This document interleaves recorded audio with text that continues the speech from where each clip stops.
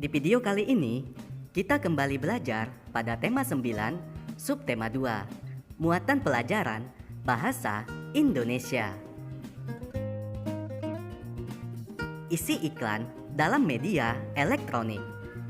Iklan merupakan sebuah informasi yang disampaikan kepada masyarakat untuk mendorong agar masyarakat tertarik pada barang atau jasa yang ditawarkan. Selain media cetak, iklan juga disampaikan melalui media elektronik. Media elektronik berperan penting dalam menghibur, mendidik, dan memberikan informasi kepada masyarakat. Media elektronik yang dapat menayangkan iklan antara lain televisi, radio, internet, dan reklame bergerak. Iklan dalam media televisi biasanya berupa teks bergerak atau adegan seseorang yang menggunakan produk yang diiklankan. Iklan dalam media radio biasanya berupa rekaman suara atau penyiar yang menyampaikan produk yang diiklankan. Iklan dengan media internet biasanya berupa teks bergerak atau adegan seseorang yang menggunakan produk yang diiklankan. Iklan dengan media papan reklame elektronik biasanya ada di persimpangan lampu lalu lintas atau pada pusat perbelanjaan. Ciri-ciri iklan media elektronik.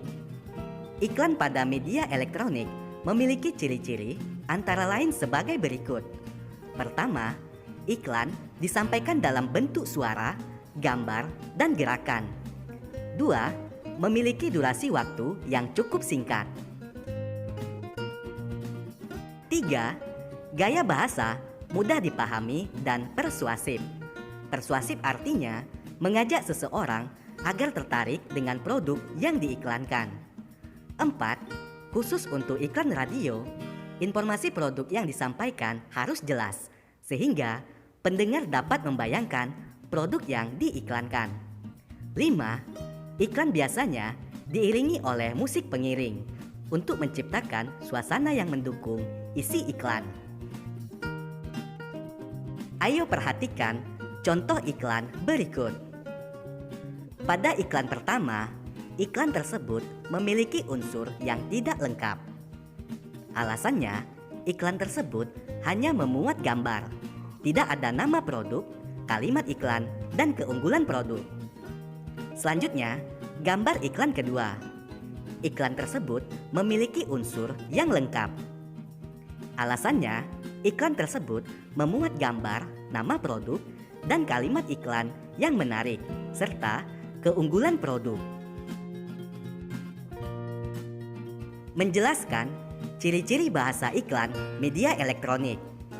Bahasa yang digunakan dapat berupa bahasa formal atau non-formal. Perhatikan contoh iklan berikut. Iklan yang pertama menggunakan bahasa formal, sedangkan iklan yang kedua menggunakan bahasa non-formal. Kamu bisa memperhatikan perbedaan dari kedua bahasa iklan tersebut. Ayo perhatikan contoh iklan berikutnya. Bahasa yang digunakan pada iklan cukup singkat dan jelas. Gaya bahasa yang digunakan mudah dipahami, menarik, dan bersifat persuasif. Peristiwa yang mencerminkan persatuan dan kesatuan bangsa. Bhinneka Tunggal Ika digunakan sebagai semboyan bangsa Indonesia. Semboyan ini tertulis pada lambang negara Garuda Pancasila. Semboyan Bhinneka Tunggal Ika mengajarkan kita untuk menghormati setiap perbedaan yang ada pada bangsa ini. Sebagai warga negara, kita harus memelihara persatuan dan kesatuan bangsa. Sikap memelihara persatuan dan kesatuan dapat ditunjukkan antara lain dengan cara berikut. Pertama, memiliki perasaan sebagai satu bangsa dan satu tanah air, walaupun berbeda suku, budaya, dan agama. Kedua, mencintai dan melestarikan budaya daerah untuk memperkuat budaya nasional. Berikut adalah contoh peristiwa yang mencerminkan persatuan dan kesatuan bangsa. Pertama, secara aktif berpartisipasi dalam kegiatan gotong royong. Kedua, mengikuti Festival Budaya Nusantara atau kegiatan kebudayaan lain di sekitar kita. Ketiga, ikut serta dalam acara Jambore Nasional untuk dapat berinteraksi dengan teman-teman yang berasal dari daerah, suku, dan agama yang berbeda. Zat-zat penyusun dalam minuman. Campuran adalah gabungan dari dua atau lebih zat. Campuran dibedakan menjadi dua, yaitu campuran homogen dan campuran heterogen. Campuran homogen adalah campuran dua atau lebih zat yang terlarut sempurna. Contohnya, air bercampur garam dapur. Garam tidak menyisakan endapan, dan air tampak bening dan terasa asin. Campuran heterogen adalah campuran dua atau lebih zat yang tidak terlarut sempurna. Contohnya, air bercampur pasir. Pasir yang dicampur akan mengendap pada bagian dasar wadah. Tidak hanya itu, ada juga jenis minuman yang sebenarnya adalah zat tunggal, seperti air kelapa dan air minum isi ulang. Zat tunggal adalah zat yang terdiri dari materi sejenis. Zat tunggal dapat berupa unsur atau senyawa. Unsur adalah zat tunggal yang tidak dapat diuraikan menjadi zat-zat lain melalui reaksi kimia. Oksigen yang kita hirup adalah contoh zat tunggal berjenis unsur. Senyawa adalah zat tunggal yang dapat diuraikan menjadi dua zat atau lebih melalui reaksi kimia. Contohnya, air atau H2O. Air dapat diuraikan menjadi gas hidrogen dan gas oksigen. Campuran dan contohnya. Campuran dibedakan menjadi campuran homogen dan heterogen. Campuran homogen memiliki ciri-ciri seluruh bagiannya selalu sama, sehingga zat-zat penyusunnya tidak dapat dibedakan. Campuran heterogen memiliki ciri-ciri zat penyusunnya tidak mengalami interaksi, sehingga kamu dapat mengamati dengan jelas zat penyusun campuran tersebut. Campuran heterogen tidak memiliki komposisi yang tetap seperti senyawa. Campuran heterogen akan mengendap jika didiamkan. Campuran heterogen bersifat keruh dan tidak tembus cahaya. Contoh campuran homogen. Pertama, minuman serbuk buah berasal dari campuran air dan serbuk buah. Serbuk stroberi larut sempurna dalam air. Air berubah warna dan menghasilkan manis khas buah stroberi. 2. Larutan oralit berasal dari campuran air dengan serbuk oralit. Serbuk oralit larut sempurna dalam air. Ketiga, alkohol 70% biasa digunakan untuk membersihkan luka.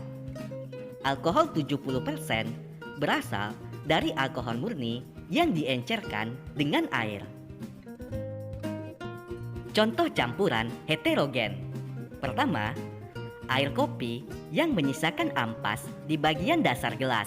Artinya, bubuk kopi tidak larut sempurna dalam air. 2.